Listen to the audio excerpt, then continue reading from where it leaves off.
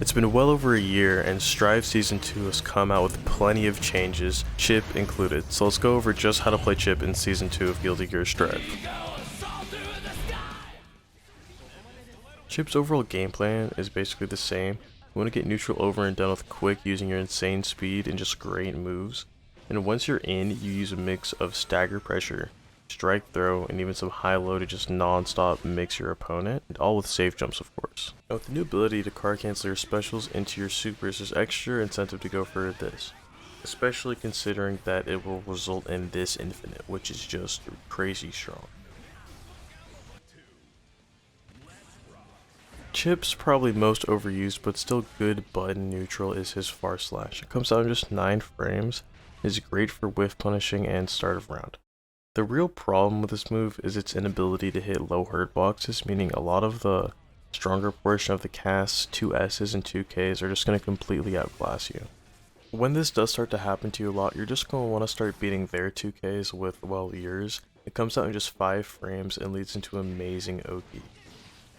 Also, don't forget about your 5K, it has deceptively far range, isn't the worst at hitting low hitting hitboxes, and actually has the best results out of the past few options when hit on block, and will also go into that same Oki that we saw with the 2K.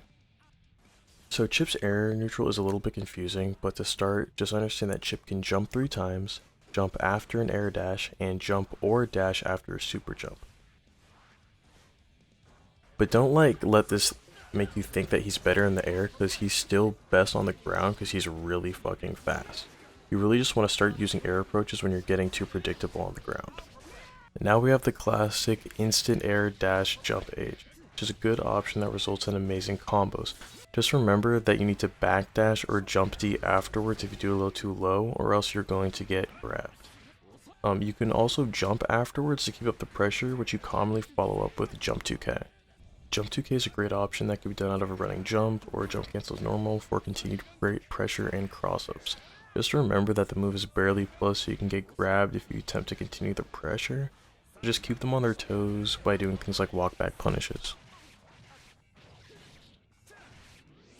Going back to instant air dash, remember you don't have to fully commit to doing an aerial here. You can always try to catch out an anti-air by jumping and then doing something like jump 2K, or waiting even extra long and doing something like jump H.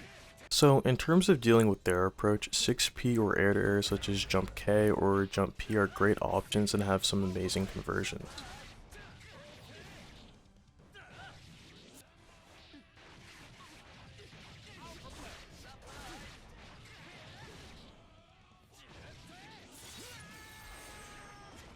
On the ground, the 6P can work as well, but some other options you might consider if you're having trouble is 2D, as it covers a good amount of space, comes out in just 10 frames, and it really hits those low hurt boxes. Hopefully you've won neutral now, landed some hits. Here are some combos you can do off them. These are kind of going to be your bread and butters.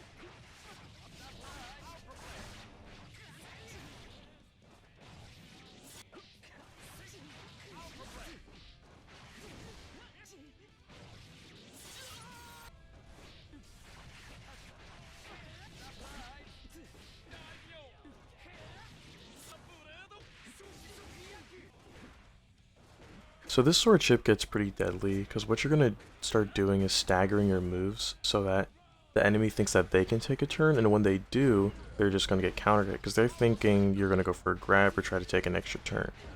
And then once you counter hit them a few times, you'll actually start doing that. You'll start going for close slash after 5Ks and things like that, and getting grabs.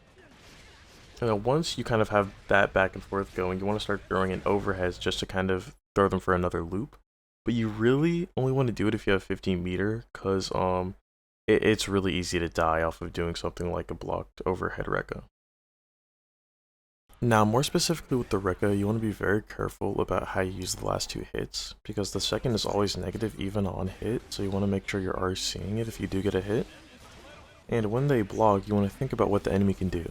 If they're constantly going for a punish or trying to take their turn with a low hitting or slow move, consider going for that third hit of Rekka either immediately or stalling it a little bit to fish for a counter hit. So even though your command grab is pretty reactable, any of your normals can be cancelled into it, and at this point their mental stack is so high that they just might not be able to. So once you can tell the game is starting to get to them, just throw it in once or twice. Not too much though, or they'll start reacting properly.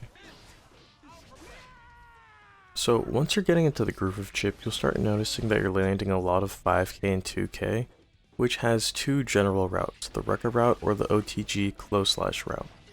We're going to start exclusively using the OTG route once you can do it consistently, because it goes into this left-right and kind of high-low strike throw mix-up. So to do this properly, we're going to, right after we 2D, run forwards immediately, and once we're right over the body, press close slash to get the OTG. Afterwards, we'll immediately jump forwards and instant air dash, and then once we're at the range we want to be, we'll FD and press jump slash. Depending on where we FD, will be on the left or right. You want to FD as late as possible without going over to hit in the front, just so they're kind of unsure of which side you're going to be on.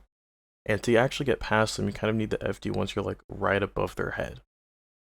And then just remember to block in the direction that you are so you can actually get the safe jump. So a lot of our combos are going to look something like this, but instead of getting a normal knockdown like we see here, we want something more like before that has a safe jump or a mix-up. With this general route, we have a few options. If we're really close to the wall, we can do alpha blade into walk up close slash, and then the left or right depends on the timing of our alpha blade. If we do it a bit later, we'll end up on the wall side. If we're a bit further, we can send them into tumble with 5H. Well, it's actually the same as before, it's just the timing of alpha blade will decide which side we're on. If the wall is close to breaking, we can get a left right off of jump K. The height of which we do this one will depend if we get left or right. Now if we can't get anywhere close to the wall, we can compromise by ending the string with jump D into a followed up gamma blade. You just need to make sure you do the jump D low enough that it actually gets cancelled so you can do gamma blade fast enough. With grab, if you're close to the corner, you can do a run up 2D into gamma blade to get a completely safe meaty. If you're having trouble hitting the 2D, just mash it after you do the dash input. That's pretty much what I do every time. And if you grab mid-screen, you can do the gamma blade and run up. Block if you see a reversible, or take your turn. Now for maul sumps, which you can commonly get from the left-right mix-up if you go on the left side, or fast RCing 6k into something like jump D close S, we can get the same left-right with good timing. If you are using a special cancelable move, there is perfect timing method, which you can see here.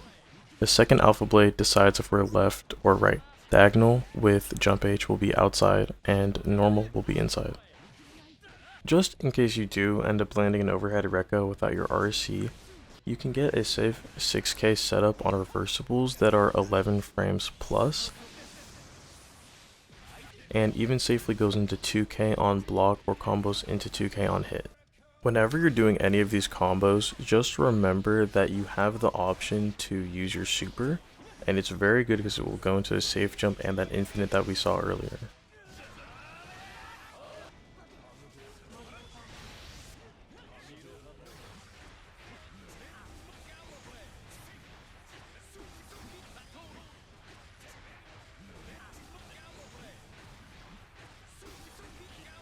If you find yourself landing diagonal alpha blade from the ground, you can get yourself a safe jump with a delayed air dash into jump H.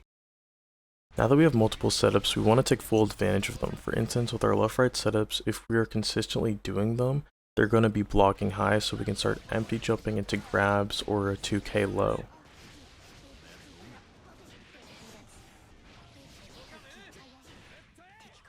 And with our low slashes, 5ks, and 2k pressure, we want to start throwing in 6k while we have some meter so we can get some big combos if it hits. Or get things like the wall slump from earlier. And to top it all off, start throwing in that diagonal alpha blade just to keep them on their toes. It's fast, it's good, and people really don't expect it. Just remember to take advantage of your multiple jumps and super far traveling diagonal alpha blade when you have to deal with really intense corner pressure. Other than that, just remember you have a wake up invincible reversible.